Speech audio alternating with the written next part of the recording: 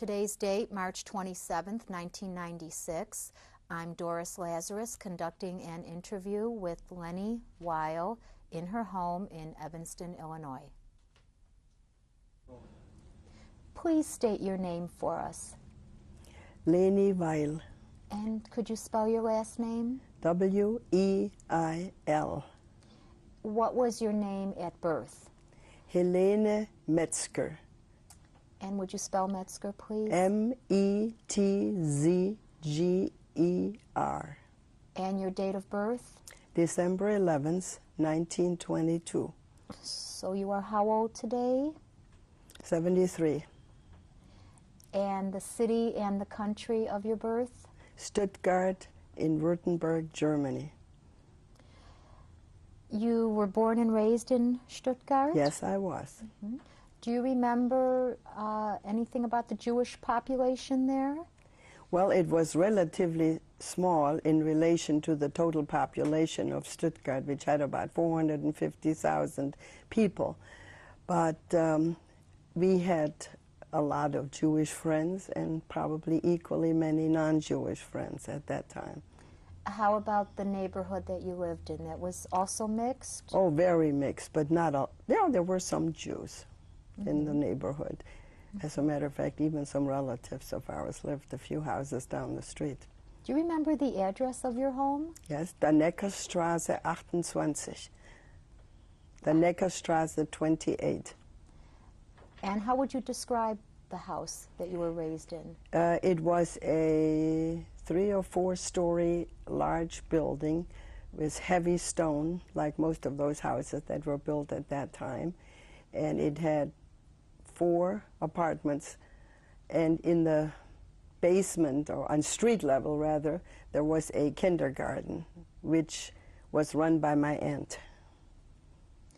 And who did you live with? I lived with my father and mother, my paternal grandmother, and my 2 sisters, and a nursemaid, and a cleaning girl, and a laundress. We had it all. Sounds like it was a prominent family. It was. My father was a partner in a shoe wholesale company which had been founded by his father-in-law. And he was in there with 2 brothers-in-law. What is your father's name? My father's name was Arthur Metzger. So he owned this, was it a factory? No, it was a shoe wholesale company. They bought and sold. And he was a partner with his 2 brothers-in-law. In Stuttgart? In Stuttgart, in the downtown area. Do you remember when your father wasn't involved at work? What did he enjoy doing in his spare time? Well, my father, first of all, his great love was playing cards, which he did at least once or twice a week, mostly Saturday afternoons. And he enjoyed playing the violin. He enjoyed playing chess. And most of all, he liked to travel. We traveled every year with the whole family, including my grandmother and the nursemaid, all over the Central Europe. Do you know if your father and his family before him, were they also born in Germany? My father was born in Strasbourg, which at the time of his birth was German. But during the Hitler period, it was considered French because it had been annexed back to France after World War I. Did he serve in the military? Yes, he was active in World War I, but not very long. And did he belong to any organizations? Yes, we were, of course, members of the Jewish community in Stuttgart, and he was a member of the B'nai B'rith, and he belonged to a bowling league connected with the B'nai B'rith, or sponsored by the B'nai B'rith. And was your father a religious man? Yes, he came from a rather religious background, much more so than my mother. We observed every Friday night. My mother baked challah, or as we called it, berches, and we had a big Friday night dinner every week. We observed Passover, Hanukkah, Rosh Hashanah, Yom Kippur, and my grandmother, who lived with us, went to temple usually on Saturday mornings, and I very often went with her. I was her favorite grandchild. Was the synagogue located in Stuttgart? Yes, it was in the downtown area, and we could see it from our living room window as the city is built on hills, and we could overlook the whole town. Tell me your mother's name. My mother's name was Adele Grünwald.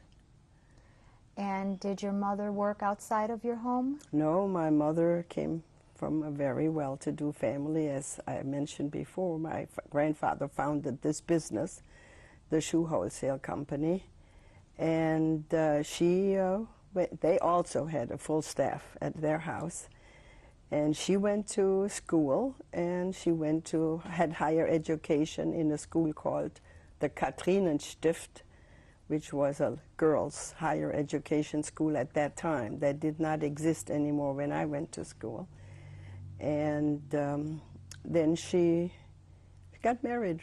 No, she did not get married right away, but I don't know what she did. Something like she was in a school where she learned, home economics and things of that sort. Did your mother have any hobbies that she enjoyed? Yes, she loved to sew, and she loved to cook. And I think most of all, she was really happy with her children. Can you tell me a little bit about your sisters? My sisters were one sister, Lottie. She is 13 months younger than I am, and she and I were extremely close until her emigration to England. And my other sister is 5 years younger, and of course we were not so close at that time because of the age difference. But now that we're in the U.S. and she lives in Evanston also, we of course have become much closer over the years. And you said that your grandmother also lived with you. My father's mother lived with us as long as from the day of my birth, always. And did you also have extended family members, aunts, uncles, cousins? Yes, my mother had a huge family. She had 5 sisters and 2 brothers. 4 sisters, I'm sorry, and 2 brothers. And they had all been married except one, the lady that ran the kindergarten in our first floor apartment there. And they all were married, and we all were a very closely family, so for every occasion it was a huge get-together when everybody came. And my father was an only child. Actually, he had a 2-year-old sister who died at that age, and after whom I was named, but so I never knew her. But he actually was brought up like an only child, and I think that showed up in his whole way of living. Tell me about your education. Well, I had a severe pneumonia when I was 4 years old. And at that time, the doctor said I needed a lot of fresh air, and I was sent to a children's sanitarium in Switzerland for 4 months to recuperate. And so when school was coming up, they suggested that I would go to a private school, not only because it was really first-rate teaching, but also it was good for me to take a nice long walk every day. And the school was much further away from our house than public school.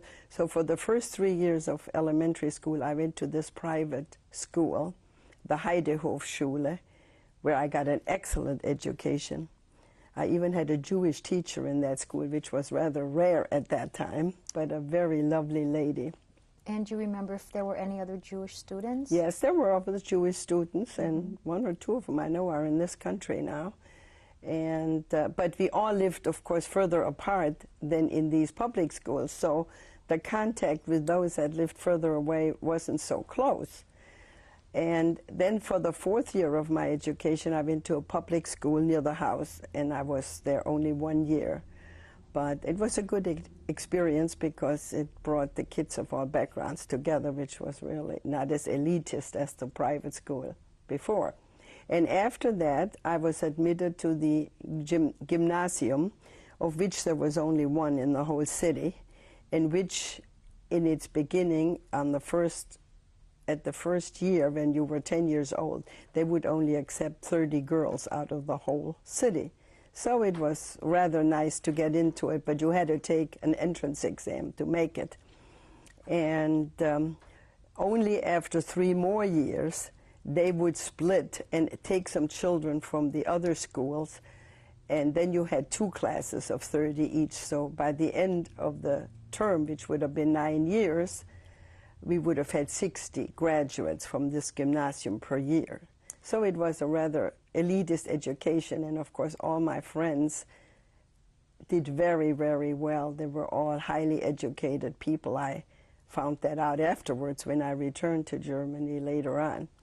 And I had some extremely close friends in that group. And when you were studying at this school, what were your goals? What would you have liked to become? I think my major interest was in something concrete, namely either mathematics or languages. I was not very good in the social sciences, but anything concrete like numbers or a language I did very well in, and I think I would have probably gone into something, most likely mathematics or like accounting or something. At that time, that wasn't really open to women in Germany, but who knows what might have happened. Did you study different languages? Yes, I started out with French in that first year of the gymnasium, and I had 5 years of that. And then in the 4th year, I started on Latin, and I had 2 years of that until I was thrown out of school. Eventually, I would have had a choice between English and Greek on a higher level. You talked about the wonderful friendships that you had during your youth. Before Hitler's rise to power, were you ever subjected to any type of anti-Semitism? Absolutely never. Not in the neighborhood? And not in the neighborhood, nor in school, or anywhere else. So you were very, very comfortable with your Judaism? Yes. No definitely. Threats in any way? None whatsoever. Did you belong to any organizations while you were growing up? Well, in the first part of my life, I didn't, because my school friends really made up for that. But when Hitler came to power and we could not officially associate as well with those people, we joined the 2 groups. One was the RJF, which was the Reichsbund Jüdischer Frontsoldaten, which meant a group, an offshoot of the veterans of World War I. And they had a lot of programs for young people, most of all a big sports program, and sports was one of my favorite activities, and I must say I did fairly well in those. I was in all the teams, and I was good in jumping and running and all of that. And the other group I joined was a social group, which was probably formulated after the German youth groups, and it was called BDDJ, BDJJ, which meant Bund Deutsch-Jüdischer Jungen, Mädels, and that means a group for German Jewish girls. And we had groups of about 15 with a leader, and we got together on a regular basis for all kinds of activity, camping, sports, discussions, singing, social events, and we were girls roughly an age span of about between 1 and 2 years. We were all pretty much the same age, and we had a leader who was maybe 4 or 5 years older than we were. And we got together, and we also wore uniforms, blue skirts and white blouses. It sounds like a very rich life and an active life. When did things begin to change for you and your family?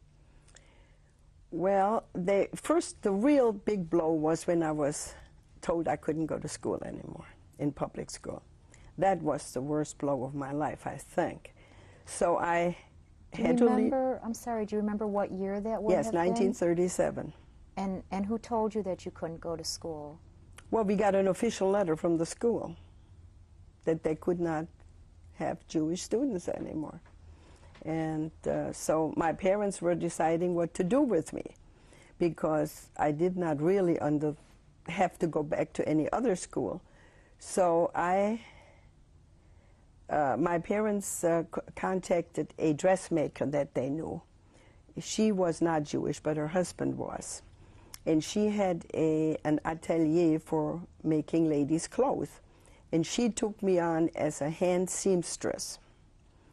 And I worked 48 hours a week, 8 hours every day, hand sewing, buttons, hems, smocking, that kind of work. And for all of that, I was compensated with the great amount of 1.5 marks at that time. And somehow that was rather hard on me, because after all the most kids my age, went to school and had fun, and this was pretty difficult. But I survived it, and I did that until the day we emigrated. How old were you when you were not allowed to go back to school? Yeah. I was 15. You were 15 and you were now working 48-hour weeks. Actually 14 and a half, I would say. You were 14 and a half. How did that feel? You were taken out of school, you were separated from your friends. Well, it was a very difficult adjustment. And then my younger sisters, they went to Jewish school in the Jewish Community Center. They ran a school for the Jewish kids. But they were not really equipped for the older ones at that time. And so I never went back to school, and my parents felt they had to eventually emigrate anyway, so I better have a trade or something I could do wherever we were going, and sewing happened to be something I could use. And it came into good stead later on, but still, at that time, it was rather hard to take. So Hitler came into power in 1933, and you talked about this incident in 1937. How about the years between 1933 and 1937? Well, the first bad and serious event was on April 1st, 1933, when Hitler declared a boycott of all Jewish stores. And the stores were looted, there was graffiti all over, and there were policemen in front of one of the Jewish stores, and to avoid for people to go shopping. How about your father's business? Well, my father's was not a retail business, so that was not that much affected. But they knew that eventually the business would be taken over either by another Gentile party or by the government. At that time, they weren't sure what would happen. But they still all really hoped this whole thing would blow over, and they did not really expect it to take the turn of events that it did. Do you remember any other restrictions? Was there a curfew for Jewish people? That only came much, much later. That, I think, came only after the Crystal Night. I don't recall that any earlier. How about the staff that you had working in your home? Was that a non-Jewish staff? Yes, it was a totally non-Jewish staff. Of course, by that time, we did not have a nursemaid anymore. We were all grown kids. But we had a housekeeper. And, of course, she was a younger woman, because my mother always did a very good job of training these people. They took them in as young people and then trained them. But under the law, Hitler demanded that no household employee could be younger than 45. So we had to find some lady who could do this work for us at 45 or older. And you know that these women are already more set in their ways and not so anxious to do all the heavy work. But we had a nice woman, and I can't remember her name. I can't even picture her anymore, to be honest. And she was with us until the end. Did you understand the meaning of that regulation? Well, the only way we could interpret it, and of course none of us are sure about that, was that Hitler was afraid that some of these Jewish men would have an affair with these ladies, and they were trying desperately to avoid that. Did you ever see Hitler? Yes, he came to Stuttgart on several occasions, and in those cases the schools were asked to participate and to come to wherever he was, usually in a big open square in the city. And we always went there with the school. So I've seen him at least twice, if not more. And how was he received? Oh, crazy. I mean, people went wild. You have never seen anything. They screamed, and of course he was the best screamer of all. But no, the children enjoyed that. So it was very exciting when he came. It was, oh, it certainly was. I mean... and how about to you personally, when you would see him? Well, I must say, I think at that time I really didn't quite know how to react to all this. I don't think I had very strong feelings, because that was actually when I was, well, you know, between 10 and 14, so that I was still fairly young. I'm not sure that I would have ever thought of what the extent of this would be. You said that people thought basically things would blow over.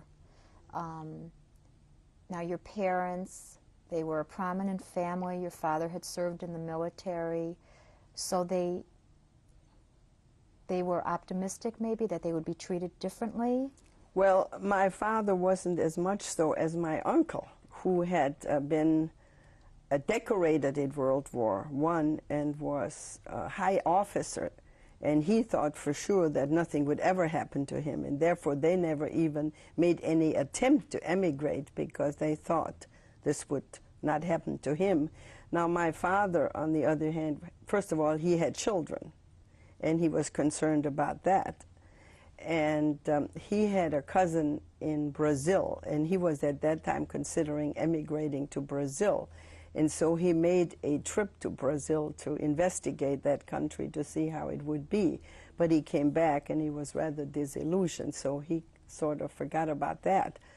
But he did have a first cousin in Chicago, and he knew that, and she was willing to give us an affidavit, so he felt a little more secure than most other people.